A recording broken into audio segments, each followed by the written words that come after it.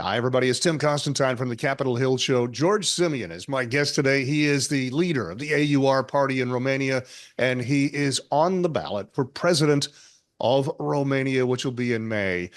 There's a lot more to this story. Back in November, there was a ballot. There were several candidates on there. The top vote getter was a guy named Calin Georgescu, who a few days later was declared not the winner. Even though he got the most votes, the election was determined null and void. They said they'll have a new election in May. That's where we stand now. George Simeon, tell me why you decided to step forward, go ahead and be the leader of the conservative movement at this important moment in Romanian history. Because they not only annulled the elections, they annulled the democracy. Mr. Georgescu was supposed at least to be admitted as a candidate in this May repeated elections.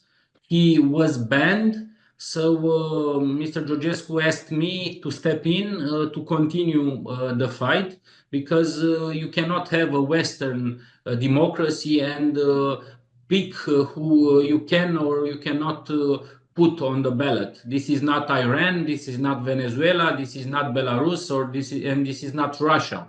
It is the exact same scenario as President Trump. They wanted to ban him through the Supreme Court. The Supreme Court justice allowed Mr. Trump to continue his fight. He could become president even from jail, but was not the case.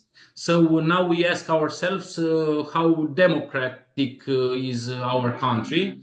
So we are asking everybody to allow free elections and democracy in Romania. Georgescu was the number one vote getter in November. When he was on his way a couple of weeks back to put his name on the ballot in May, he was pulled over by the police, surrounded by the police, dragged out of his car, arrested, and then within a matter of days told, "I'm sorry, you have been banned. You cannot be on the ballot." Obvious question, do you worry that any of these tactics will be used on you? We are facing an ongoing coup d'etat. There is nothing we can oversee. We are afraid that the prosecutors and the police are used by the government in order to silence the opposition and in order to silence the vote of and the voice of the Romanian people. So anything can happen from now to the next 2 months, because we will have the second round of elections in exactly 2 months from now. They will use any opportunities from mainstream media to prosecutors, to police. They will try to frame us in order to stop the voice of the Romanian people. They are afraid that for the first time after 35 years, after the Romanian Revolution in 1989, they will have somebody in the presidential office who doesn't answer to their orders. I'm talking about now about the deep state in Romania, and I'm talking about the unelected bureaucrats in Brussels who are trying to meddle with the elections in Romania. But we must maintain democracy, free elections, and we must maintain the demonstrations, because there were huge rallies in Bucharest and across the countries, as peaceful as possible. And if people aren't familiar, the current president has been there about a decade. He's been there a long time. The current president of Romania leans to the left. He tends to cede authority to the EU. He lets the European Union make the final decision on things rather than make that final decision in Romania. In the November election that was nullified, 3 out of the top 4 candidates leaned to the right, which tells me that the majority of the people in Romania would like to see a different direction. How confident are you that come May, you can bring all those conservatives together to support you? I am sure that we will have a majority of the votes of Romanians. Today, another sovereignist candidate, our colleague, Madam Ana Maria Gavrila, retired her candidacy to support me. I am the only sovereignist conservative candidate at these elections.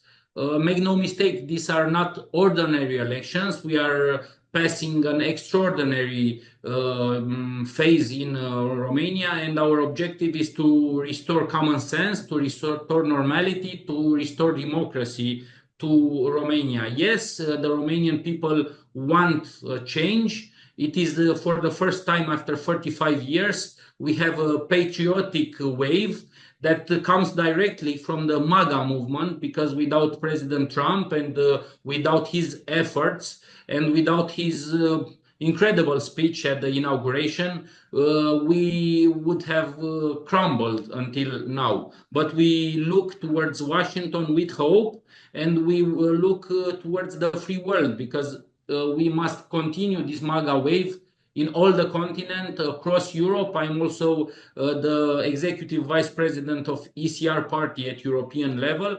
So change will come in all corners of Europe, from Portugal to Poland, and the first battle will be in Romania, in Bucharest, on the 4th of May.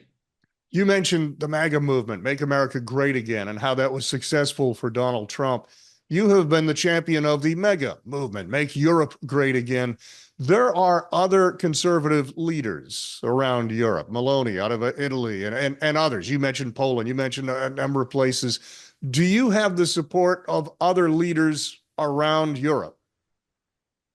Of course, I'm now going to Brussels, where I will have meetings with the ECR prime ministers, Giorgia Meloni, the prime minister of Italy, the prime minister of Czech Republic, the prime minister of Belgium, Matteo Salvini, Roberto Fico, many other conservative leaders like Santiago Abascal, who spoke at CPEC, are supporting my candidacy. We are together a big patriotic movement. We are collaborating, and hopefully we will win, and we will keep the free world free, because now there are many globalists who are trying to find refuge, who lost their positions in Washington and want to control Brussels in the next years.